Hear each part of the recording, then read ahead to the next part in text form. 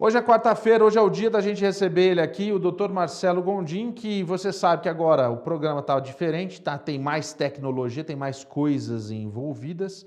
E aí, qualquer história, a gente tem aqui o Dr. Marcelo que vai estar aqui no estúdio comigo respondendo as suas perguntas. Já tem uma série de dúvidas que mandaram. E nessa história de ninguém sabe como é, o que aconteceu, o que vai acontecer, como vai ser o próximo governo, a gente sabe que muita gente está em dúvida sobre fazer o visto agora, fazer o investimento agora, aplicar para um EB3, aplicar para um Green Card, para um EB5 ou algo parecido, enfim. O que acontece? A gente, na realidade, não sabe. Então ele está aqui, Dr. Marcelo Gondim está aqui, olha só, ilustre convidado agora aqui no estúdio. Agora tá sensacional, hein, Dr. Marcelo? Agora não vou ficar mais te vendo só pela televisão, você está no estúdio comigo. Boa noite. Boa noite, Paulo, tudo bem? Tudo bem. Doutor Marcelo, muitas dúvidas a respeito da transição, né? Eu acho que vale a pena a gente fazer a pergunta justamente pelo seguinte: muita gente quer saber quais seriam essas ações imediatas, né? Muito obrigado, Tony. Muito bom. Quais seriam as ações imediatas que o novo governo pode ter já no dia 20, porque tá naquela coisa, vai, não vai, a gente sabe que vai, não tem dúvida disso. Fala para mim, doutor, quais seriam essas primeiras ações que o Joe Biden vai tomar no primeiro dia de governo? Olha, Paulo, na verdade, a lista a gente não poderia conseguir cobrir aqui no seu programa, porque é praticamente botar você para fora e ficar aqui até o fim do programa falando sobre esses itens, né? Mas os mais importantes que afetam muitos dos seus ouvintes aí são a regra do Public Charge, DACA, né? Eles vão retomar o programa DACA, e inclusive vão tentar passar um caminho para o pessoal que já qualifica para o DACA poder conseguir cidadania ou pelo menos uma residência permanente. Tem também essa regra do NTA, ou seja, a imigração negou um processo que era o que estava mantendo você no país, negou o processo, então já manda para a corte para você responder sobre deportação. Isso aí vai acabar também, porque não é uma prioridade deportar essas pessoas, e sim os criminosos, como era no governo do Obama, que o Biden fazia parte, né? Tem também a regra da USCIS poder negar processos mais rapidamente, quando faltar um documento chamado de essencial, ao invés de mandar um pedido de informação adicional para complementar o arquivo, eles podem já negar de cara o processo. Mais importante também, as entrevistas em processo de trabalho. Isso não decorre de lei, a lei sempre autorizou a imigração a fazer isso, a imigração que procurou não fazer para agilizar os processos, já que a verificação poderia ser feita no centro regional, onde o caso foi aprovado. Não precisava ter uma entrevista com o oficial para um caso baseado no trabalho. E o Trump falou, não, todo mundo vai ter que ter entrevista de processo de green card, inclusive processo de trabalho. Isso também deve acabar, né, no governo do Biden. Esses são os mais importantes, né? Eu acho que são ações de imediato, né? Porque o que a gente sabe, eu já falei isso da outra quarta-feira, né, doutor? Eles têm uma lista e uma equipe de advogados que estão já reescrevendo essa situação para ele acabar assinando isso quanto antes, né? Inclusive, a própria American Immigration Law Association, a AILA, né, a Associação Americana de Advogados de Imigração, da qual nós somos membros, essa entidade já está também providenciando uma lista de sugestões que vão atenuar os problemas que o Trump causou durante esses 4 anos de perseguição aos imigrantes, né? Fazer o seguinte, ó. Pode voltar para mim aqui, Tony. Não tenha medo de cortar para mim. Eu estou no estúdio também. Não, essa outra, a outra, por favor, aberta. E daí arruma essa câmera. Né? A gente está nessa novidade. Não, não é essa, não, é a outra. Presta atenção, doutor. Eu tenho já as perguntas aqui e vamos lá, porque o bicho está pegando. Deixa eu só abrir aqui, senão não vou achar. Vamos começar com essa situação aqui. Quem mandou a pergunta foi... Não tem nome, né? Eu gostaria de saber se o técnico em enfermagem pode imigrar de forma legal e conseguir o visto de trabalho ou se apenas os graduados em enfermagem conseguem. Lembrando que eu já sou formado em biologia e se a minha graduação serviria para algo nos Estados Unidos. Enfim, eu estou procurando me qualificar para um visto de trabalho. Sim, ele deve estar querendo falar do EB2 NW, National Interest Waiver, mas essa é apenas uma das opções. Ele pode qualificar para um EB3, tranquilamente. A EB3, se lembre, tem 3 categorias. Tem a categoria trabalhadores sem qualificação, para cargos que não precisam de qualificação. Tem a categoria de trabalhadores com experiência, com alguma qualificação profissional, e trabalhadores que são profissionais, que têm um bacharelado na área de atuação, e o trabalho também normalmente precisa ter um bacharelado. Então, essas são as 3 categorias ou subcategorias do EB3. O EB2 temos a graduação avançada e a habilidade excepcional. Então, ele pode qualificar tanto para o EB2 quanto para o EB3. O EB3 parece ser mais óbvio, o EB2 precisa de mais uma análise para ver se consegue atingir aquele padrão, mas basicamente pode qualificar para qualquer tipo de processo de trabalho. O mais importante é saber que se você conseguir uma empresa nos Estados Unidos que queira lhe patrocinar, queira ser o seu sponsor, esse caso vai ter muita chance. E o advogado de imigração que vai, na época, analisar o seu pleito, vai poder decidir se é melhor ir pelo caminho do EB2 ou pelo EB3, tá? Então, talvez não consiga fazer o EB2 National Interest Waiver, aquele que você faz sem ter o sponsor, mas com o sponsor tranquilamente. Ou, inclusive, muita gente que não tem o sponsor ainda tal, pode simplesmente conseguir um F1, um visto de estudante, para vir para aqui, fazer algum curso acadêmico, conseguir mais alguma formação profissional. Depois da formação profissional, você vai ter o OPT, que é a prática de 1 ano, e daí, fatalmente, você vai ter uma empresa que vai estar empregando você pelo OPT, você então pode conseguir que essa empresa lhe patrocine no Green Card. Isso acontece bastante aqui. Então, tem vários caminhos, tá? Quando vocês pensarem em processos de imigração, porque um amigo fez um processo específico, então tarefa eu também posso qualificar? Às vezes sim, às vezes não. Mas o advogado de imigração que analisar a sua situação e tiver um bom senso, vai te colocar em vários caminhos, várias opções possíveis para você chegar no sonho americano. Entendi. Olha lá, vamos lá. Tem mais uma pergunta aqui, doutor. Essa pergunta aqui é a seguinte: eu preciso renovar o meu green card, é o Eric Oliveira. Eu preciso renovar o meu green card de 2 anos, mas não recebi a carta e o meu green card expirou. Como eu devo proceder? Ou já seria muito tarde para isso? Meu green card expirou no último dia 5 de novembro e eu fui orientado a esperar a carta, mas agora uma pessoa, olha só, agora lá uma pessoa, né? Agora uma pessoa disse que já não é mais possível. Você sabe me dizer se ainda posso montar o meu processo? E aí, doutor?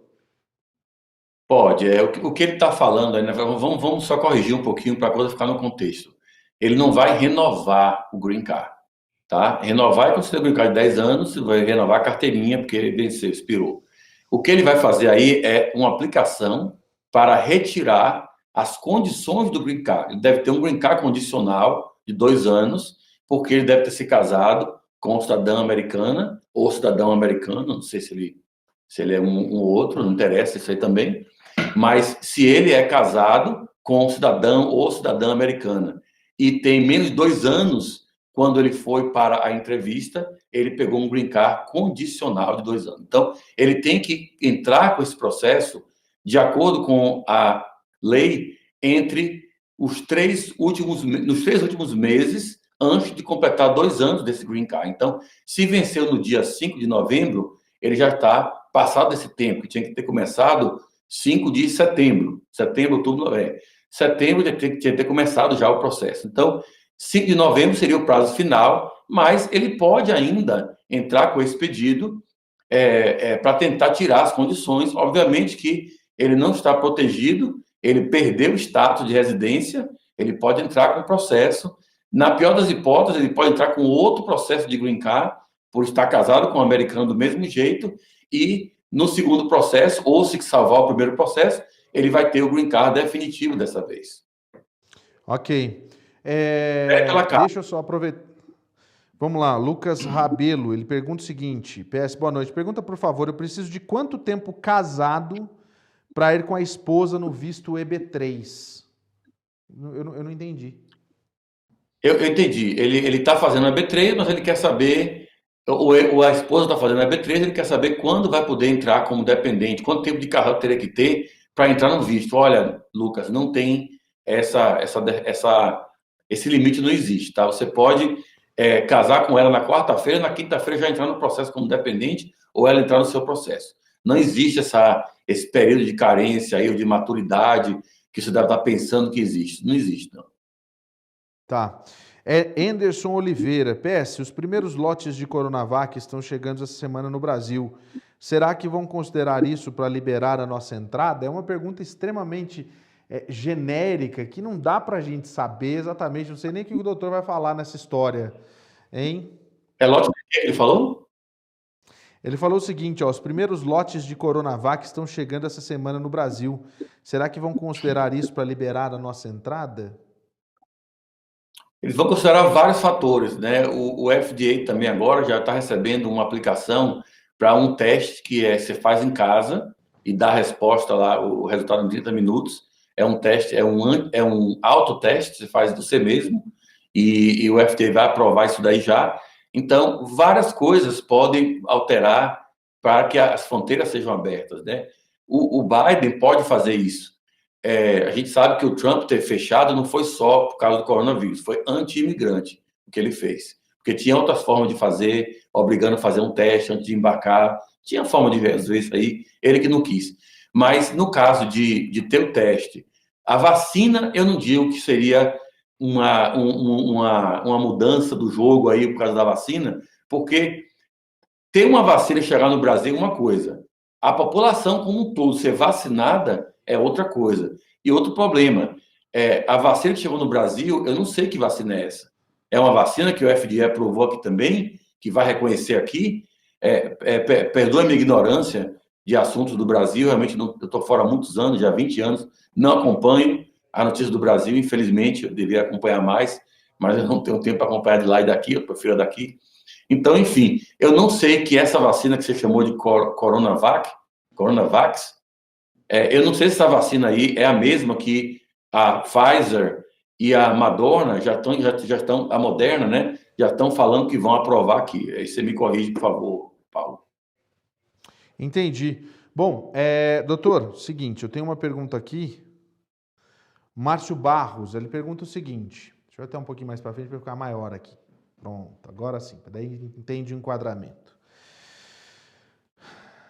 Márcio Barros, eu gostaria de saber, uma pessoa que passou pela corte alguns anos atrás, pode tirar o visto novamente de estudante ou esse visto de estudante vai ser negado, doutor? Bom, tem o poder, desculpa, tem o poder e tem o conseguir, não é? Então, tecnicamente, a pessoa que foi deportada ficou barrada 5 anos. Se teve presença ilegal, ficou barrada 10 anos. E saiu depois de 1 ano, voluntariamente, você pega 10 anos de castigo. Passou o prazo do castigo, você não tem mais a barreira legal. Você não tem mais a impossibilidade do consulado lhe dar o visto. Mas você vai ter que ainda preencher alguns requisitos e eles vão olhar a sua aplicação de forma muito mais rígida do que uma pessoa que nunca teve o visto ou que nunca foi deportado. Então, poder pode, não é muito provável que consiga, mas eu também não sei os fatores que você pode demonstrar. Às vezes você foi deportado ou teve que sair voluntariamente com uma situação, mas agora você está muito bem financeiramente, tem casa própria, tem empresa, sei lá, tem uma carreira no Brasil, é mais fácil que consiga isso daí. Mas eu quero que você entenda o seguinte, tem chance? Tem. A chance é menor do que quem não teve esse problema? É menos chance. Mas, pelo menos, você não tem a proibição automática, que é aquela que estava em vigor enquanto o castigo estava ainda vigente. Vamos lá, então. Daniele Tai.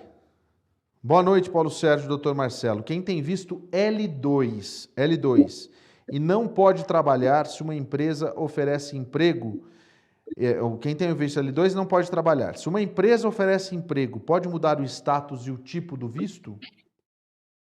Correção, o L2 pode trabalhar sim. Você pode aplicar a permissão de trabalho, você tem o L2, tanto o seu marido tendo o L1A ou o L1B. O L2 qualifica para ter a permissão de trabalho, a não ser que o L2 seja o L1 seja do seu pai ou da sua mãe. E você tem o L2 como dependente. Tem dois tipos de L2. L2 spouses, que é o cônjuge derivativo, dependente, e tem os filhos, até 21 anos. Então, se você tiver o L2 de filho de L1, aí não, você não pode trabalhar realmente, tem que tirar um outro visto. E se tiver menos de 21 anos, obviamente, você não pode ter mais de 21 anos e ter o L2 dependente. Mas se você tiver o L2 de spouse, de cônjuge, você pode tirar a permissão de trabalho, preenche o formulário I-765, mande para a imigração no endereço correto, juntamente com a cópia do seu status L2, que você entrou no país, o 94 L2, ou a sua petição aprovada, e eles vão dar para você a permissão de trabalho pela validade do L1. Ok, olha só, essa aqui é uma pergunta que eu acho que é importante, muita gente já deve ter passado por isso.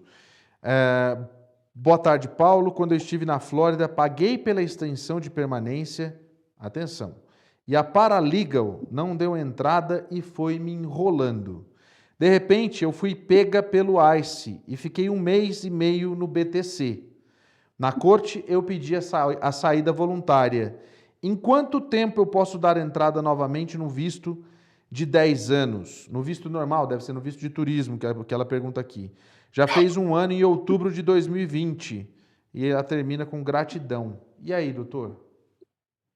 Ok, bom, não ficou claro aí. Eu acredito que ela pegou a saída voluntária que chama de pre-conclusion. Se ela pegou uma pre-conclusion, quer dizer, antes da conclusão do processo, deve ter sido esse caso. Ela não tem nenhuma objeção que ela aplique de novo. Ela vai qualificar para entrar. Agora, pode ser que seja mais difícil conseguir o visto pelo mesmo problema que aquela pessoa que perguntou antes, que eu respondi, né?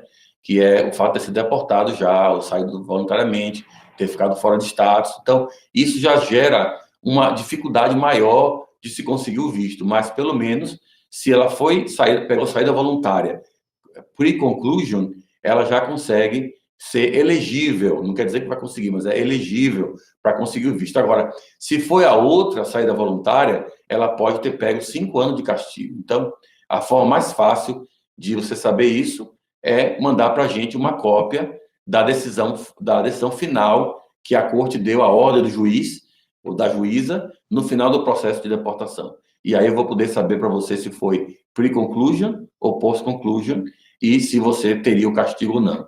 Daí tem a outra batalha que vai ser você conseguir passar por cima desses obstáculos de já ter sido marcada por ter ficado fora de estado, tudo isso, tal. Então, eu sei que foi o paralegal que perdeu o prazo, não entrou com o processo, tal. Tudo isso vai ser levado, você vai contar a história, tal. Mas mesmo assim, não vai ser a mesma coisa do que uma pessoa que nunca passou por isso, obviamente. Boa sorte para você, espero que você consiga. Se quiser que eu analise a decisão do juiz para ele falar se é pre-conclusion ou post-conclusion, mande, por favor, para o nosso e-mail aqui e agende um horário que a gente pode conversar e eu posso dizer isso aí.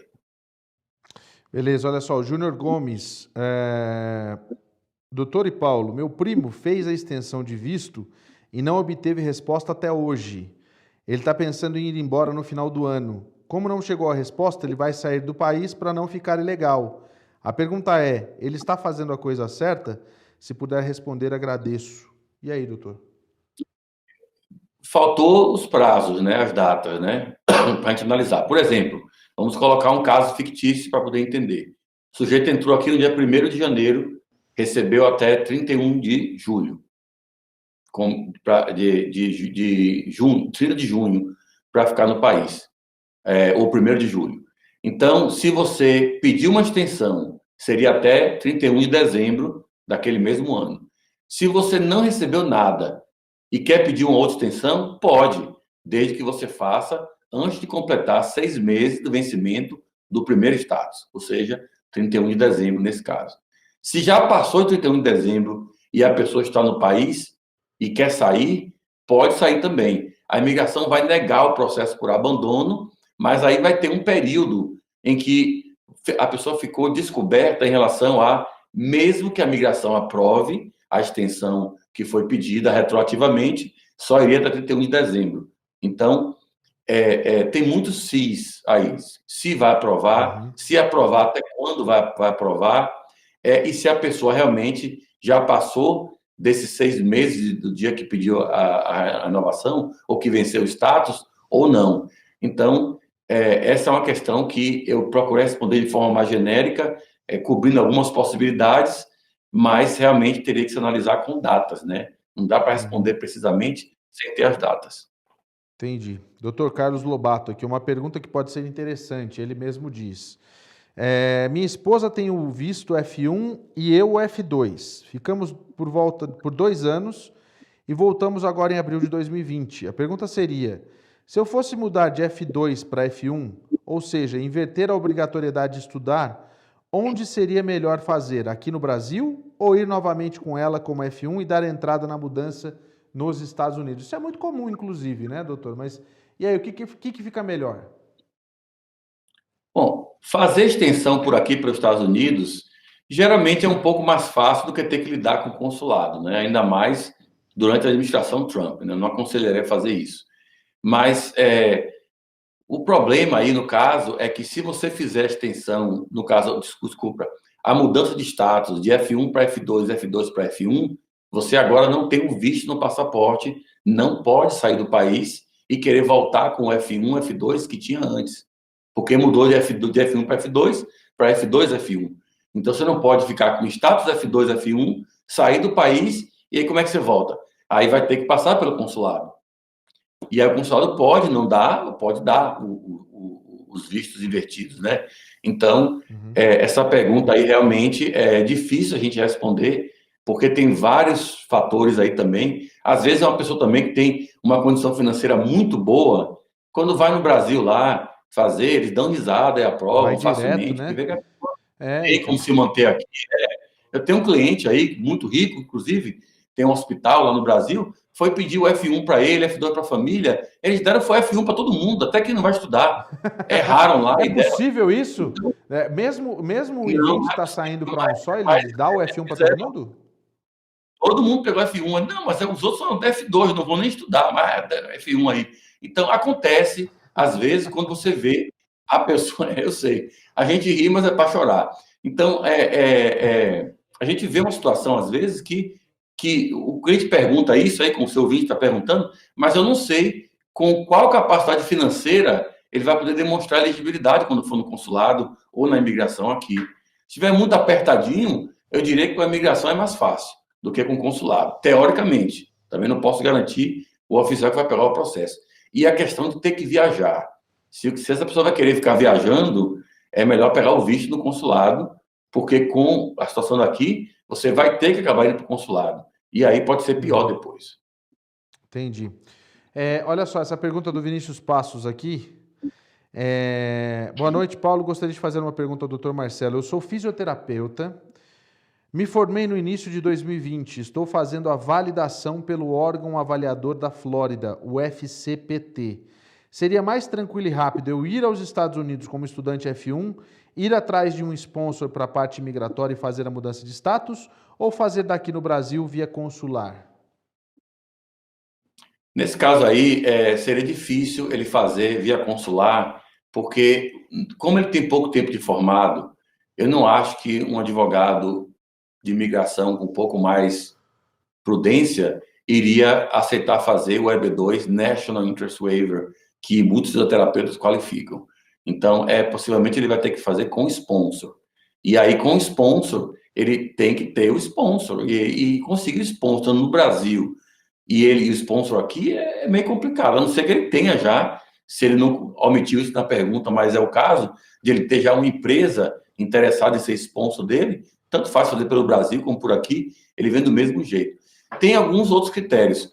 O FCCPT, desculpa, em si não é o suficiente para conseguir o Green Card nesse caso.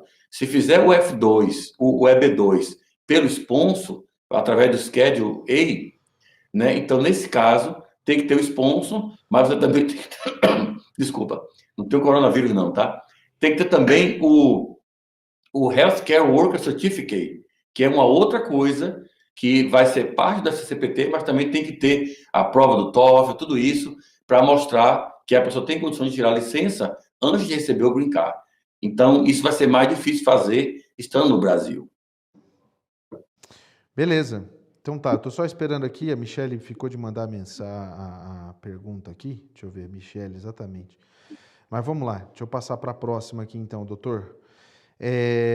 Tem mais, na realidade as perguntas estão muito parecidas, inclusive, por conta, eu acho que do assunto, que agora está todo mundo querendo saber como é que vai ser o meu green card, como é que fica, como é que vai, né? Olha só, essa daqui é até um pouquinho maior. Ano passado eu passei 5 meses nos Estados Unidos com meu visto de turista. Voltei e solicitei o de estudante. Resultado, estudante negado e turista cancelado. Isso é muito comum, inclusive, né? Recebi uma folhinha rosa que dizia que eu estava no artigo 214. Né? Pois como saí do trabalho quando viajei, não tinha vínculos suficientes, que é o que eles dizem sobre essa história de falta de vínculos, né? Eu estou aqui desde agosto do ano passado e minha rotina voltou ao normal. Trabalho na minha área desde janeiro, com salário razoável, tenho um apartamento em meu nome. Eu gostaria de tentar obter o meu visto de turista, não sei se seria possível, mas preenchi a DS e tenho um agendamento para dezembro, mas estou super insegura. Tive 2 negativas de estudante em agosto do ano passado. Meu esposo é portador de green card. Aí vem a história. Brasileiro que reside desde pequeno nos Estados Unidos. Vamos aplicar para o meu green card posteriormente, mas acredito que vai demorar muito, pois ele ainda não é cidadão. Por isso gostaria do meu visto de turista para pelo menos poder visitá-lo de vez em quando, durante decorrer o processo. Você acredita que diante desse exposto existe uma possibilidade? Olha, tem algumas dificuldades aí, né? A primeira é ter tido 2 vistos negados já. A segunda é que ela vai aplicar, ela vai ter outra entrevista aí, ainda durante a administração Trump. Então já é uma coisa não muito favorável. Talvez fosse bom agendar para depois do dia 20 de janeiro. Mas também não quer dizer que seja garantido lá depois e agora não vai ser, não. É muito relativo. É só em termos de chance que a gente está falando aqui. Agora, uma outra coisa interessante é que quando você faz o DS 60, lá pergunta, você tem algum parente nos Estados Unidos? E lá tem sim, não. Então, se você marca não, tendo, não, e você tem, você está cometendo fraude. Se você marca sim... Você está mentindo, né? A segunda pergunta que vai aparecer qual é a pessoa, quem é essa pessoa, qual é o parentesco com você e qual é o status imigratório. Aí vai aparecer marido com green card. Então, isso gera uma suspeita de que você vai tentar entrar para ficar aqui no país e o estudante é somente um pretexto. Então, seria mais fácil, no caso, você fazer um visto de pedir o green card direto. Seu marido, como residente, pode pedir a você direto esse visto. Inclusive, não tem fila para a categoria F2A, que é a categoria dessa petição de green card de família. Então, ele pode pedir o green card para você já, deve levar talvez uns 5, 6, 7 meses para aprovar aqui e mais uns 4 a 6 meses para esse caso chegar no consulado e ter a sua entrevista no Rio de Janeiro. Então, não deve ser tão ruim quanto você está pensando. Pelo menos eu acho que vai ser mais rápido do que você conseguir entrar como estudante. Eu não acho que você vai conseguir, eu torço para que você consiga, mas não acho que você vai conseguir. Não é sendo pessimista, é sendo realista. Doutor Marcelo Gondim, você viu aí na sua tela como você faz para conversar com o doutor Marcelo, tá aí, ó, gondimlaw.com, e ele tá para tirar suas dúvidas aqui todas as quartas-feiras. E você pode entrar em contato para tirar mais dúvidas específicas. Você viu que muitas vezes a pergunta acaba sendo genérica e faltam dados para a gente poder responder de uma maneira melhor. Não é uma consulta que a gente está fazendo aqui, mas muitas vezes o que a gente tem aqui de resposta ajuda muitas outras pessoas que têm a mesma dúvida. Então isso pode ser muito bacana. Então toda quarta-feira você já sabe que a gente tem ele aqui. Se você caiu de paraquedas agora, já sabe que essa é o SBR TV e esse é o SBR News. Doutor Marcelo, muito obrigado mais uma vez. Vamos ver, né? Tem muita coisa, muita água para passar. Eu vou começar agora com o meu noticiário político, daquele que você gosta.